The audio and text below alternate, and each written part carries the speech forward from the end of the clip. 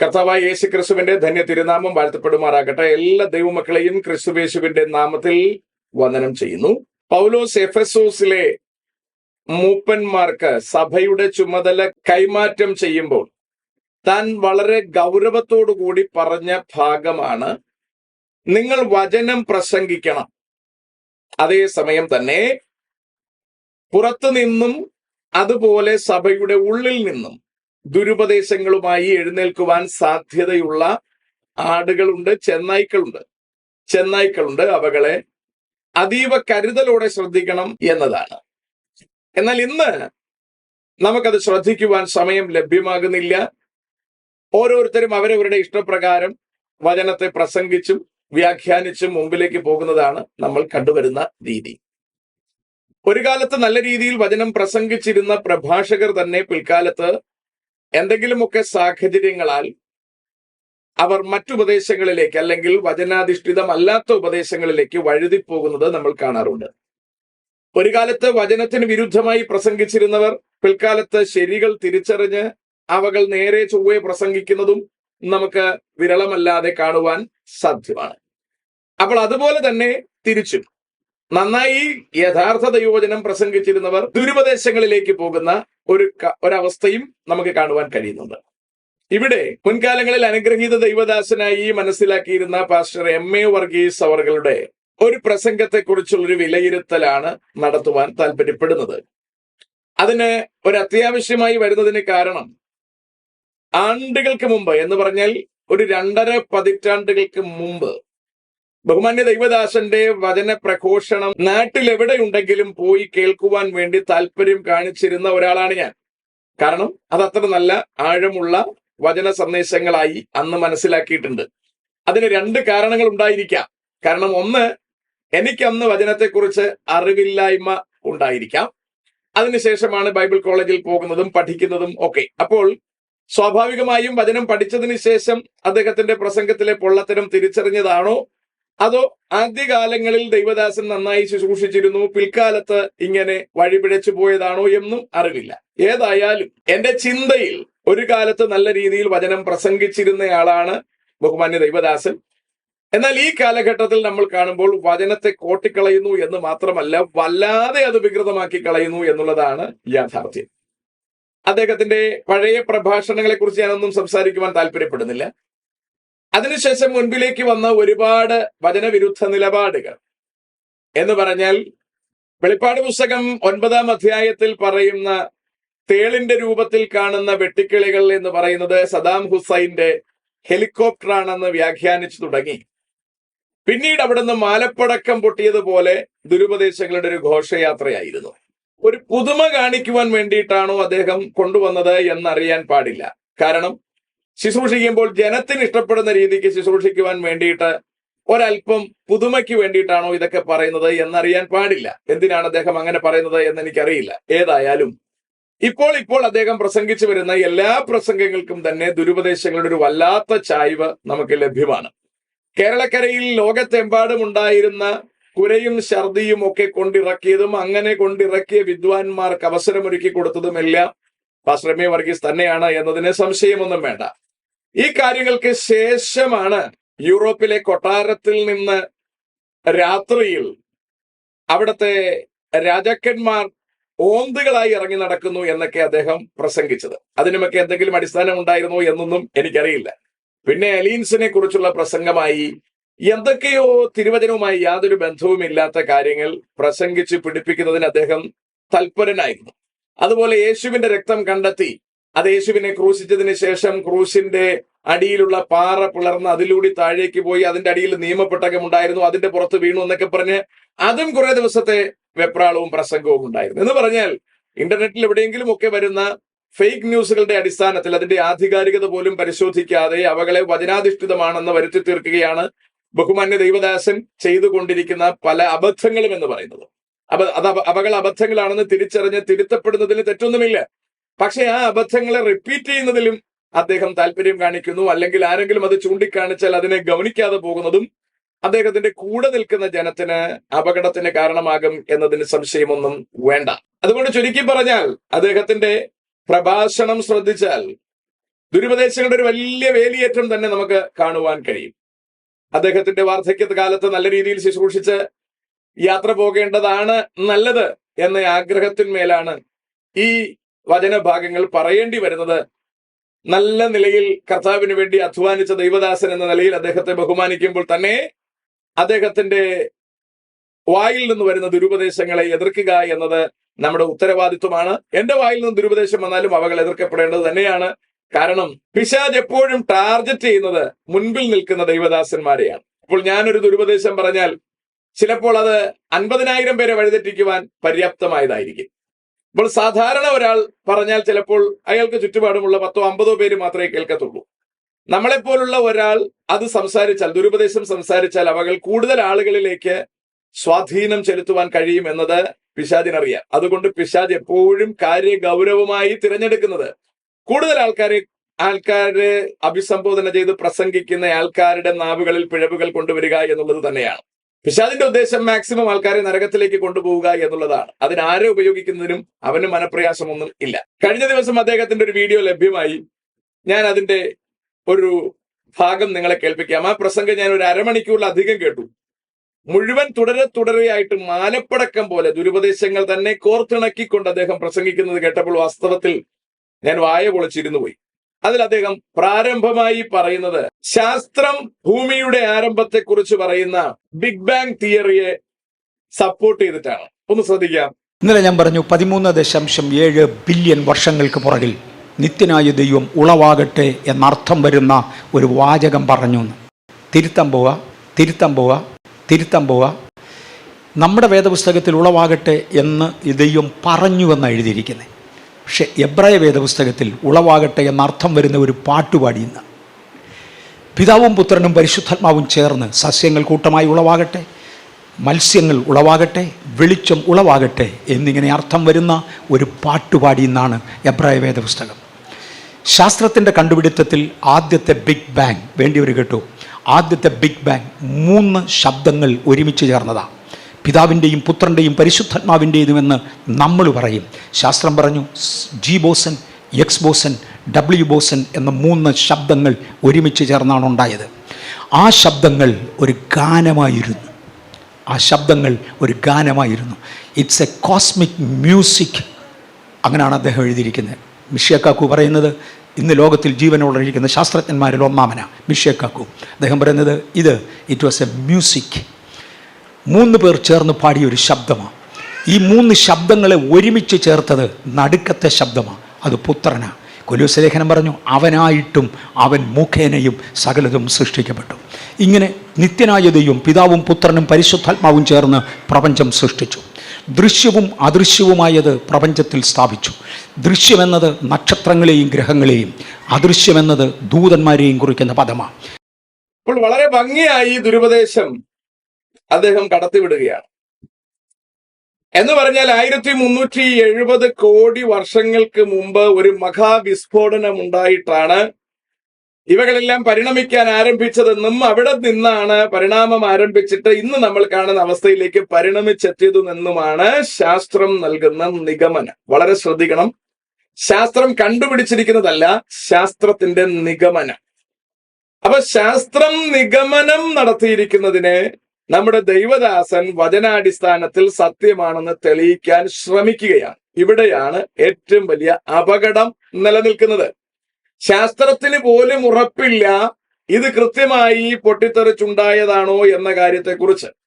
അതിനെക്കുറിച്ചുള്ള പഠനം അവർ നടത്തിക്കൊണ്ടിരിക്കുന്നതേ ഉള്ളൂ. നാളെ അവർ പറയും പൊട്ടിത്തെറിച്ചതല്ല, വേറൊരു രീതിയിലാണ് ഉണ്ടായത് എന്ന് പറയും. കാരണം അവർക്കതിന് മടുപ്പൊന്നുമില്ല. ശാസ്ത്രം പറഞ്ഞിട്ടുള്ള എത്രയോ കാര്യങ്ങൾ പിൽക്കാലത്ത് അവർ മാറ്റി പറയുന്നുണ്ട്. അത് ശാസ്ത്രജ്ഞന്മാർ തന്നെ പറയുന്നുണ്ട്. ശാസ്ത്രം എപ്പോഴും ഒരേ കണക്കിന് നിലനിൽക്കുന്നതല്ല, കണ്ടുപിടുത്തങ്ങളുടെ അടിസ്ഥാനത്തിൽ മാറിക്കൊണ്ടിരിക്കുന്നതാണ്. അപ്പോൾ ശാസ്ത്രം നമ്മുടെ കാലഘട്ടത്തിൽ എന്തെങ്കിലുമൊക്കെ കാര്യങ്ങൾ കണ്ടുപിടിച്ചു എന്നും അവകൾ ശരിയാണ് എന്നുമൊക്കെ ഒരു വിലയിരുത്തലിൽ അല്ലെങ്കിൽ ഒരു കൺക്ലൂഷനിൽ അവരെത്തി നിൽക്കുമ്പോൾ ആ കൺക്ലൂഷൻ ബൈബിളിൽ പറഞ്ഞിരിക്കുന്നതാണ് എന്ന് തെളിയിക്കേണ്ടുന്ന ബാധ്യത നമുക്കെന്തിനാണ്? അതാണ് എന്റെ ചോദ്യം. വാസ്തവത്തിൽ ശാസ്ത്രീയമായി ബൈബിളിനെ തെളിയിക്കേണ്ടുന്ന ഗതികേട് എന്തിനാണ്? ദൈവത്തെ ദൈവമായി വിശ്വസിക്കുവാൻ ശാസ്ത്രത്തിന്റെ കുട വേണമെന്ന് നിർബന്ധമുണ്ടോ? ദൈവത്തെ ദൈവമായി അംഗീകരിക്കാൻ, ദൈവത്തെ തിരിച്ചറിയുവാൻ, ദൈവത്തെ സൃഷ്ടാവാണെന്ന് മനസ്സിലാക്കുവാൻ ഒക്കെ ഇപ്പറഞ്ഞ ശാസ്ത്രത്തിന്റെ ചുവട് പിടിച്ച് നമ്മൾ പോകേണ്ടുന്ന എന്തെങ്കിലും കാര്യമുള്ളതായി തോന്നുന്നുണ്ടോ? എനിക്ക് തോന്നുന്നില്ല. പിന്നെ എന്തിനാണ് ദൈവദാസന്മാർ ഇത്രയും റിസ്ക് എടുക്കുന്നത് എന്ന് എനിക്ക് മനസ്സിലാകുന്നില്ല. 1370 കോടി വർഷങ്ങൾക്ക് മുമ്പ് ഒരു മഹാവിസ്ഫോടനം ഉണ്ടായി എന്ന് ശാസ്ത്രജ്ഞന്മാർ പറഞ്ഞു വെച്ചിട്ട് ആ തിയറി ശരിയാണോ എന്ന് തെളിയിക്കുവാൻ വേണ്ടി ഭഗീരഥ പ്രയത്നം ചെയ്യുമ്പോഴും അതിന്റെ ഒരറ്റത്തും എത്താൻ കഴിയാതെ ശാസ്ത്രലോകം ഇന്ന് പിഴച്ചു നിൽക്കുക തന്നെയാണ്. അവിടെ ആ കാണുന്ന ശബ്ദം എന്ന് പറയുന്നത് 3 പേരും ചേർന്നുള്ള ഒരു പാട്ടാണ് എന്നും എബ്രായ ബൈബിളിൽ അത് പാട്ടെന്ന് എഴുതിയിട്ടുണ്ട് എന്നും അതുകൊണ്ട് 1370 കോടി വർഷങ്ങൾക്ക് മുമ്പ് പിതാവും പുത്രനും പരിശുദ്ധാത്മാവും ചേർന്നിട്ടാണ് പാടിയതെന്നും ആ പാട്ടിന്റെ മെയിൻ ചുക്കാൻ പിടിച്ചത് നടുവിലത്തെ ശബ്ദമായ യേശുക്രിസ്തുവാണ് എന്നും ഒക്കെയുള്ള വളരെ സാങ്കല്പികമായ വിവരക്കേടുകൾ ഇതുപോലുള്ളൊരു ദൈവദാസനിൽ നിന്ന് പുറത്തു വരുന്നതിൽ വളരെയധികം ഖേദമുണ്ട്. അതുകൊണ്ട് ബഹുമാനപ്പെട്ട ദൈവദാസൻ എവിടെ നിന്നാണ് ഇതൊക്കെ മനസ്സിലാക്കുന്നത്, അല്ലെങ്കിൽ ഏതൊക്കെ പുസ്തകത്തിൽ നിന്നാണ് ഇതൊക്കെ ഗ്രഹിക്കുന്നത് എന്ന് അറിയാൻ പാടില്ല. ആ പുസ്തകങ്ങളുടെ ആധികാരികത പരിശോധിക്കണം.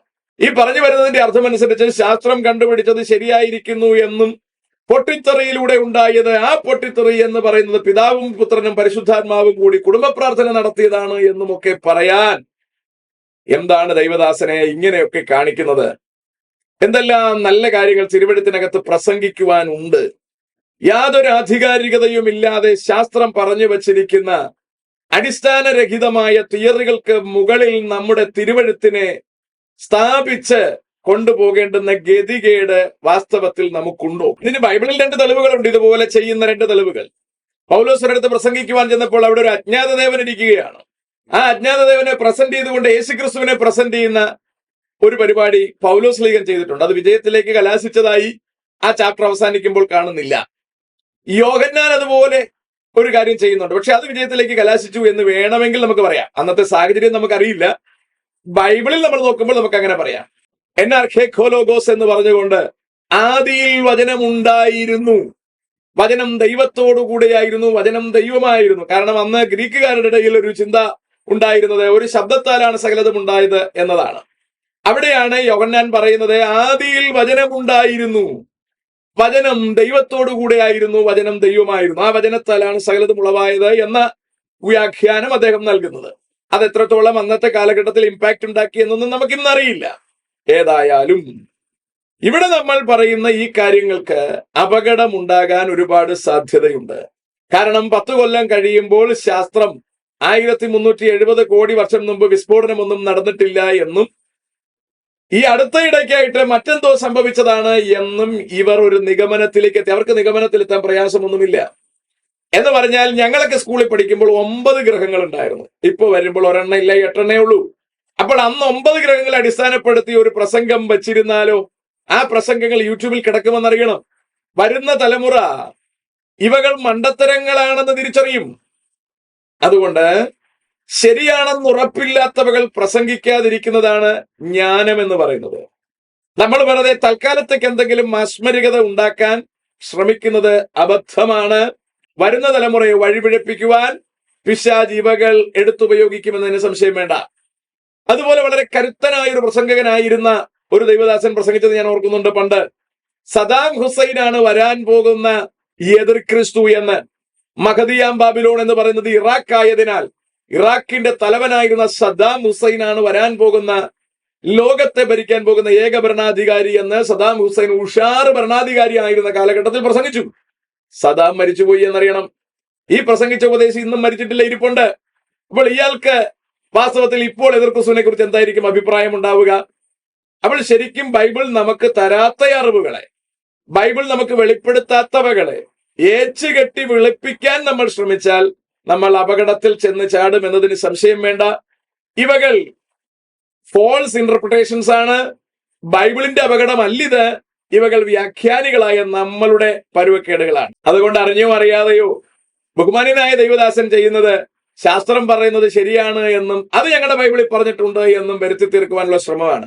അത്രയും മെനക്കെട്ട് ശ്രമിച്ച് ബൈബിളിനെ അതിന്റെ ആധികാരികതയെ പിടിച്ചു നിർത്താനൊന്നും നമ്മൾ മെനക്കെടേണ്ട കാര്യമില്ല.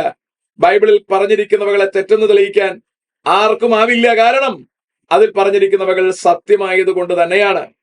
എബ്രായർക്കെഴുതിയ ലേഖനം 11 അധ്യായം 3 വാക്യത്തിൽ പറയുന്നു, ഈ കാണുന്ന ലോകത്തിന് ദൃശ്യമായതല്ല കാരണം എന്ന് വരുമാറ് ഈ ലോകം ദൈവത്തിന്റെ വചനത്താൽ സൃഷ്ടിക്കപ്പെട്ടിരിക്കുന്നു. പാട്ടിനാൽ എന്നൊന്നുമല്ല, ഇത് വചനത്താൽ സൃഷ്ടിക്കപ്പെട്ടിരിക്കുന്നു.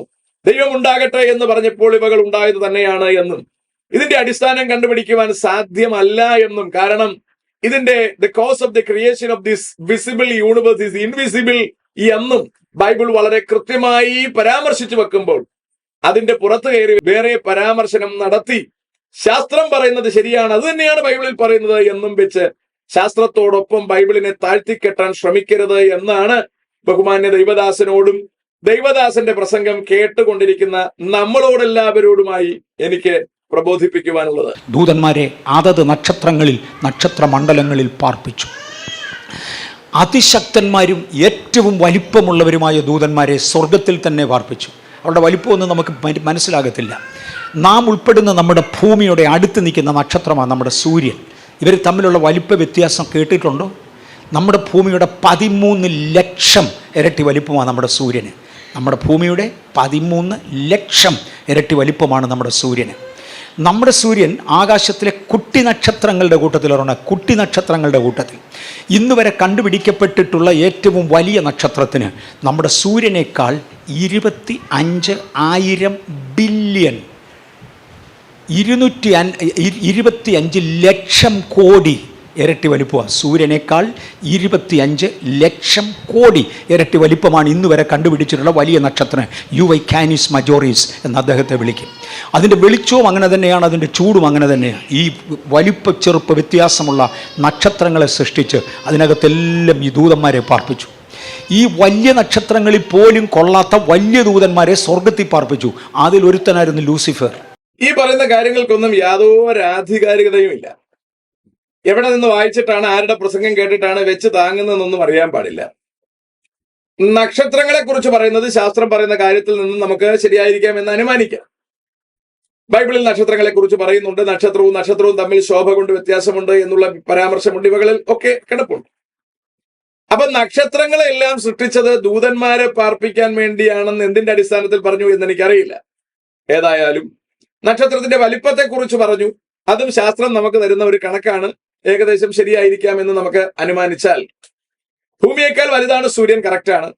സൂര്യൻ നക്ഷത്രങ്ങളിൽ ഏറ്റവും ചെറുതാണ്, അതും കറക്റ്റാണ്.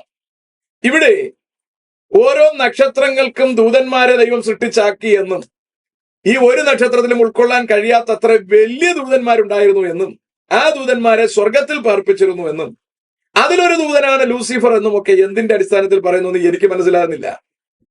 ഇനി കുറെ പുള്ളി സംസാരിച്ച് താഴേക്ക് വരുമ്പോൾ അദ്ദേഹം പറയുന്നു ഈ ഭൂമിയെ സൃഷ്ടിച്ചത് ലൂസിഫറിന് താമസിക്കാൻ വേണ്ടിയാണ് എന്ന് പറയുന്നുണ്ട്. ഇവകൾക്കൊന്നും വചനത്തിൽ അടിസ്ഥാനമില്ല. സ്വർഗവും ഈ ഇതര യൂണിവേഴ്സും തമ്മിലുള്ള വലിപ്പ വ്യത്യാസം മനസ്സിലാക്കാൻ വേണ്ടി ശാസ്ത്രത്തിൻ്റെ ഇന്നത്തെ നിഗമനമനുസരിച്ച് നമ്മുടെ പ്രപഞ്ചം ട്രൂ നോർത്തിനെ ലക്ഷ്യമാക്കി, വടക്ക് ദിക്കിനെ ലക്ഷ്യമാക്കി അതിവേഗതയിൽ സഞ്ചരിച്ചുകൊണ്ടിരിക്കുക. എത്ര വർഷമായി? 13.7 ബില്യൺ 1370 കോടി വർഷമായി ഇത് വടക്കോട്ട് യാത്ര ചെയ്യുക. വടക്കേ അറ്റത്തെ ശക്തിയും പ്രപഞ്ചവും തമ്മിൽ വടം പിടിച്ചിട്ട് എസ്കേപ്പ് വെലോസിറ്റിയേക്കാൾ കൂടുതൽ വേഗതയിൽ ഇത് വടക്കോട്ട് പോകുക. അങ്ങനെയാണെങ്കിൽ വടക്കിരിക്കുന്ന സാധനത്തിൻ്റെ വലിപ്പം എന്നായിരിക്കും?